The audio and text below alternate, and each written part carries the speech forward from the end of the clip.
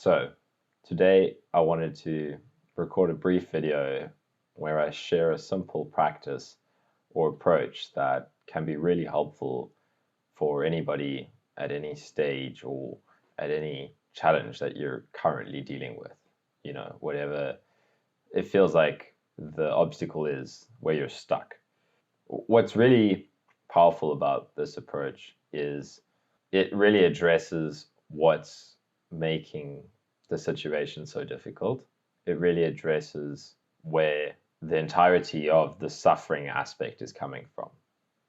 So when we're stuck in a certain situation, let's say we're struggling with symptoms, right? Let's say every time we do something that we need to do, we get stuck with a flare-up of symptoms or a relapse of some kind, and it's very difficult to deal with.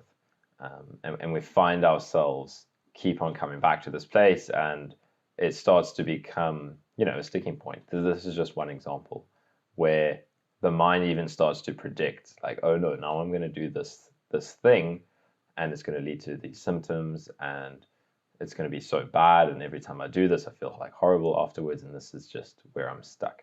So if we see this cycle playing out, what I want to focus on, and this is what I meant when I said I'm going to share a practice here, is I want us to take pause when this is happening and look at where is all the struggle happening in this experience, right? Where is all of this happening that's making this into a real struggle, a real challenge for us?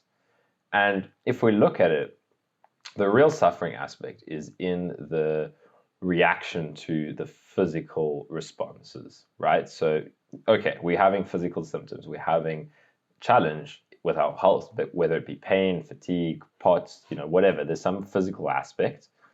But where the real suffering is at is in the thought reactions to that. So this is what I want to look at. And this is not a complicated approach at all. All we want to do is pay attention to each thought as it comes and realize what is a thought and what is not a thought. Just really nice and simple.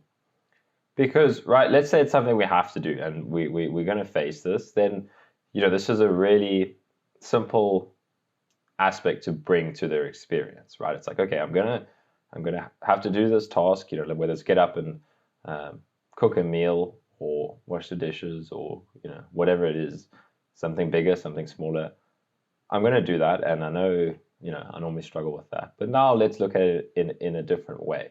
And this is also something that we can practice at different periods of times. But the way I would go about doing this would be to just stop, pause, and notice, maybe it's like in the period before you're about to go and do this thing. Can I notice the thoughts as they come? Can I just put my attention towards the thoughts and call out the thought as a thought, basically? And what's really important here is there's no wrong thoughts. There's no wrong way to, there's no thought I want you to find, and there's no thought I want you to not have, and there's no thought I want you to have, anything like that. It's a really simple practice. It's just, can I see that all of that is thought? So, okay, I have to go and stand up and go and wash the dishes now. Okay, there's the thought. Right now I'm not actually busy doing that. Maybe you're sitting on the couch. Oh, okay, I'm not doing that yet. That's a thought in my experience right now. Can I actually slow down the thoughts a little bit? Just like if that was the thought that came in my mind, can I just kind of clarify that was the thought? Oh, there was a thought saying I have to go and wash the dishes now. And it initially might even not feel like a thought. It might feel like, oh, okay, just in my mind, you're seeing yourself go and wash the dishes, and then you're seeing yourself doing this. And then, if we don't kind of slow down and just take some pause and put our attention in thoughts, it can often be we don't even realize when we're in the thoughts. So this is part of what we want to do, is we just want to have more awareness of what is a thought. And then we can slow it down, clarify the thought, and actually see if we can get closer to the thought. So this is not something that's complicated or that you need to think about when I say get closer to the thought. Basically, all you want to do is clarify the thought. Okay, so the thought is I'm going to go into the kitchen and wash the dishes. And then we can say, oh, okay, there was a thought. Let me clarify that. I'm going to go into the kitchen and wash the dishes. Okay, that's something that's appearing in my kind of conscious experience right now, but I'm not busy doing it. So it is a thought. It's something I'm not doing right now. And then when I say get closer to it, it's like you can maybe repeat it again. This is a way that I found helpful to get a taste of this. Is like repeat it in your mind and slowly and say like, I'm going to go and do the dishes. And when you do this, you can kind of get a bit curious, like a little bit of a fascination towards what does it feel like? What is the medium that I'm working with here? When I decide, okay, I'm going to say this thought slowly, I'm going to sound it out. I'm going to, and then when you're doing that in your mind, that's when I'm going to get closer. Is like, what if it's almost like I'm zooming in? But again, this is not like you're picturing yourself zooming in. It's just like feeling the thought, basically. As you kind of slow it down, I'm going to wash the dishes, it kind of loses a bit of its narrative effect, right? It's like, okay, now I'm just breaking it down into the substance that it's made up of. I'm going to, wait, what is that? And there's no answer like, oh, that's what it is. It's more of a like, can I just taste that a little bit? Can I get a little bit closer to it? And then what will happen is more thoughts will come, right? Then the next thought will come, sure, I don't know if I'm doing this right. Damn, this is confusing. What the hell does it mean to get closer to a thought? I can't even find what the next thought is. All of those are more thoughts, right? That's the next thought. So, sometimes we'll get lost in thought for a little bit where I don't know this, I don't know that. Like we're in the thoughts. And then as soon as we realize this, it's a great moment. It's a great opportunity where we're like, I've found that I was lost in thought. So let me just choose one of the thoughts that I was currently having and do a similar approach to the practice. Can I clarify it? What was the thought? Okay, I don't know if I'm doing this right. Okay, when we believe in that thought, it's kind of, it's difficult. It's got doubt attached to it, and it makes us feel like we're struggling, right? So when we can see, okay, that's a thought, and now let me just investigate it in the same way that I just mentioned. Let's say I'm unable to do this. I don't have the capacity to examine my thoughts. Maybe that's the thought that comes up. I don't have the capacity to examine my thoughts. What is that made out of? Can I, just bring it a little bit closer? What is this? Or, repeat the thought again, but just kind of keep on practicing feeling into more of the substance of thought. Now, again, often we're so caught up in the thoughts that this step doesn't really resonate initially, right? Because what happens is the next thought comes before we can even see it. So we might be like, okay, let's slow down. And then we're immediately identified with the thought saying, what does it mean to zoom in on a thought? And then that's just the next thought. So, if we're struggling with that step, it's fine. Just keep on practicing noticing a thought. Just like, oh, okay, that's the next thought. What does it mean to zoom in? Clarify it. Slow it down. What does it mean to zoom in? What's really important here is we're not trying to get rid of thoughts. We're not trying to clear thoughts. We're not trying to say, oh, okay, all the thoughts that I'm having, that's what's making me suffer in this moment. So I've got to get rid of all the thoughts. Completely the opposite. We want to be like, okay, there's all these thoughts. And when I'm identified as these thoughts, that leads to, struggle because I'm believing every thought as it comes up. And, a thought could say anything. It could say, oh my gosh, I'm feeling so bad, I'm never going to recover. And sure, that might be relating to the intensity of the physical experience. But if we can see that, okay, that's the thought. Now, instead of just believing that thought and then getting into a hopeless state, I can be like, oh, okay, the thought's saying, I'm feeling so bad, I'm never going to recover. Let me slow that down. I'm feeling so bad, I'm never going to recover. And first, this thought is welcome, right? We're not saying that, oh, okay, that's a bad thought, I must get rid of that. Let me try and find a nicer thought. We're not saying that because what we're doing is we're taking away the kind of, the value attached to the thought and just breaking it down into one thought. It's just one thought. The same as a thought saying, sound if you make that in your head, that's made out of the same experiential texture as the thought if you slow it down. But when we're not doing this practice, then the thoughts are very, believable and solid, and we don't even see that it's a thought. It's just our conscious inner experience, right? It's our experience saying, I'm struggling, I got to do this, I got to do that, I'm so sick, I'm dying. All of that, that's thoughts, but we're not even seeing that that's thoughts. So, just to go back to what I was saying is you want to do this kind of practice with the orientation that I'm going towards thoughts. I'm allowing thoughts to be here, and I want to keep on seeing a thought as a thought and keep on, getting closer to it, and like getting more, not holding distance from it. Initially there can be a lot of, especially maybe if we've done a little bit of meditation, or we've had a little bit of experience of noticing our thoughts. Often we hold strong distance from a thought. Like, oh, I'm thinking I must get rid of that thought. This thought that's pulling me into the future or the past. That's a bad experience, and you come back to the present. Sure, there's value to that, but what we're really doing is we're creating resistance in our own experience with something that if we just let it come towards us and kind of see that it's a thought, it's really actually an enjoyable experience. Whereas we're creating resistance and turning it into an object that needs to be gotten rid of when we try to hold distance from it, which is completely unnecessary. So that's an important factor of this. Focus on going towards the thought, kind of letting the thought come towards you, dissolve it. And again, if any of these kind of, moving towards thought, if it doesn't make sense, that's absolutely fine. We don't need to force that step.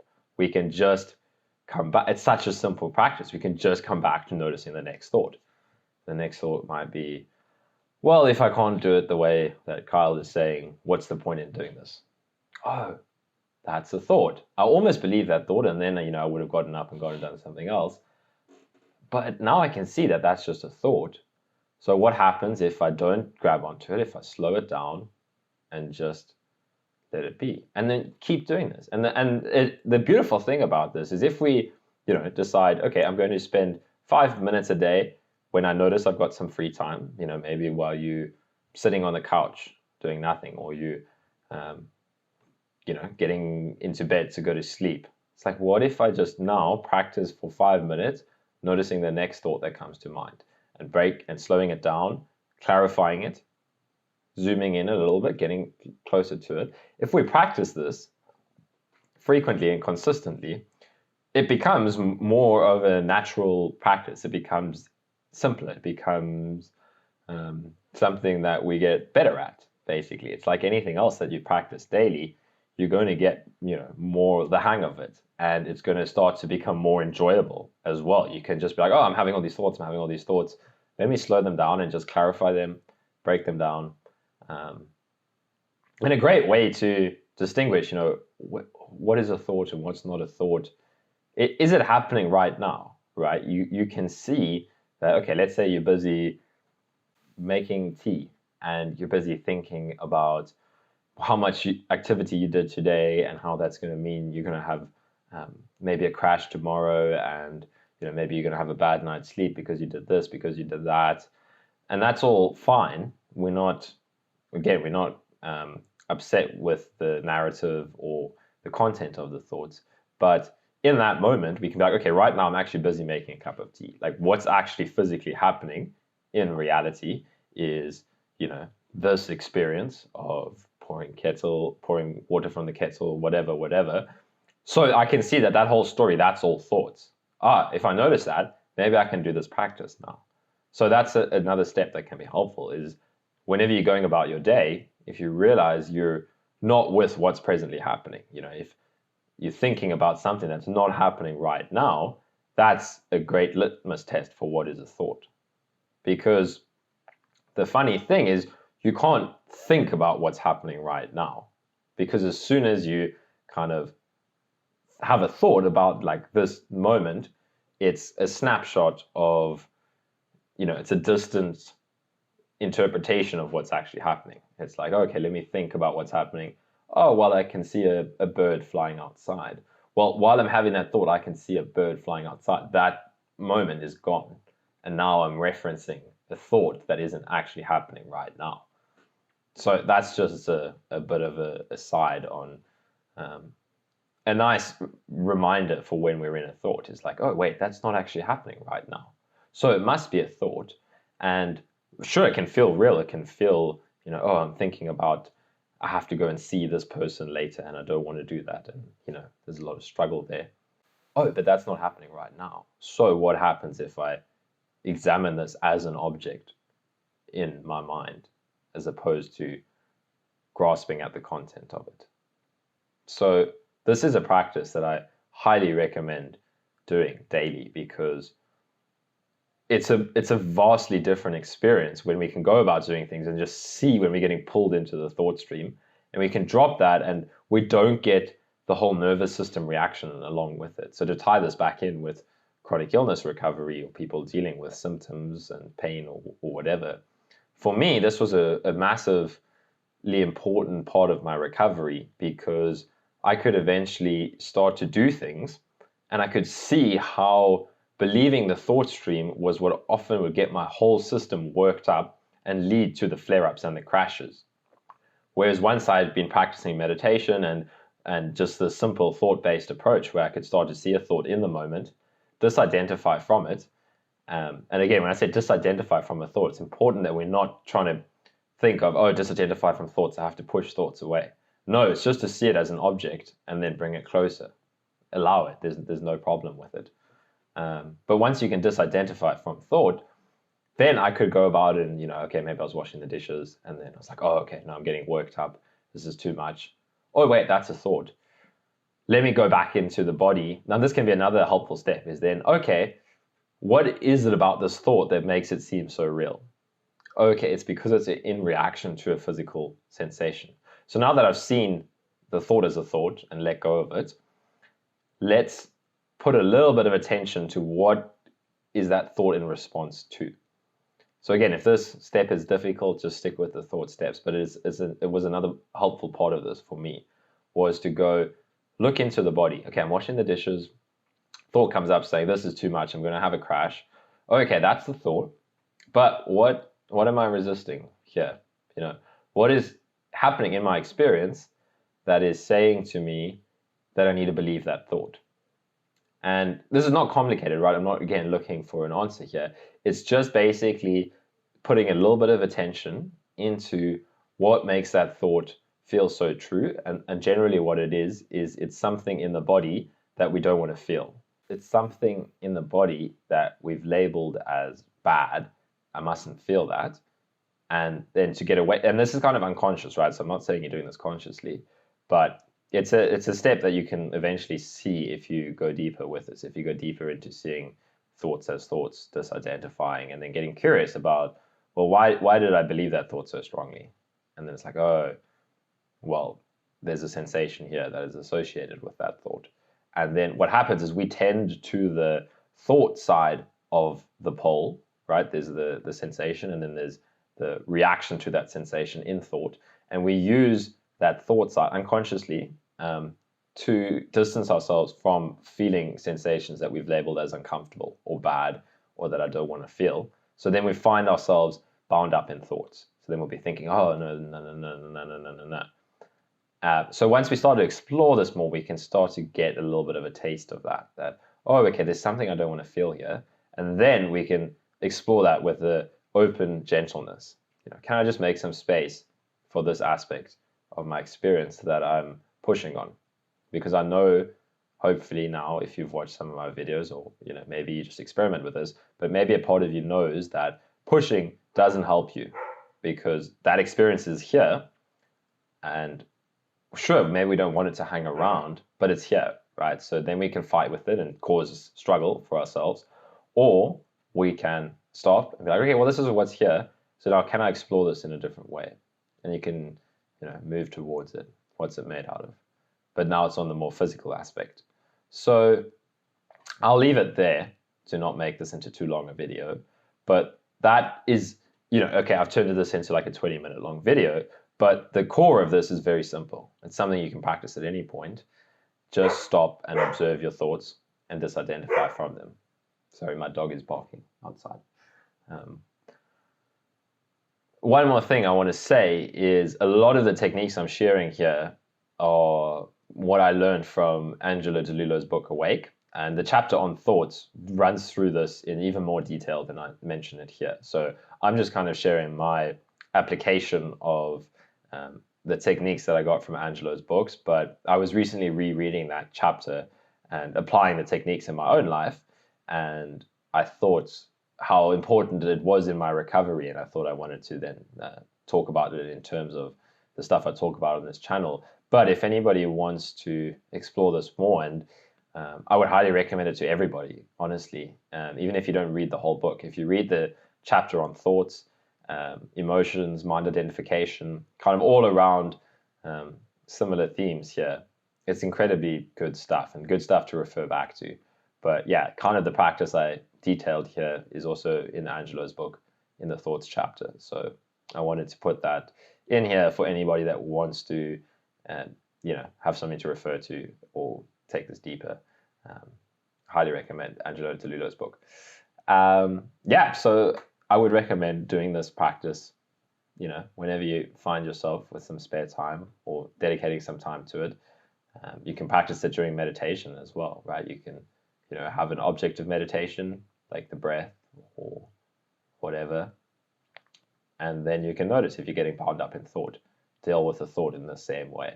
Slow it down, call it out as a thought, zoom in on it, and then just be alert for the next thought with open arms, not with, a sword ready to chop it down.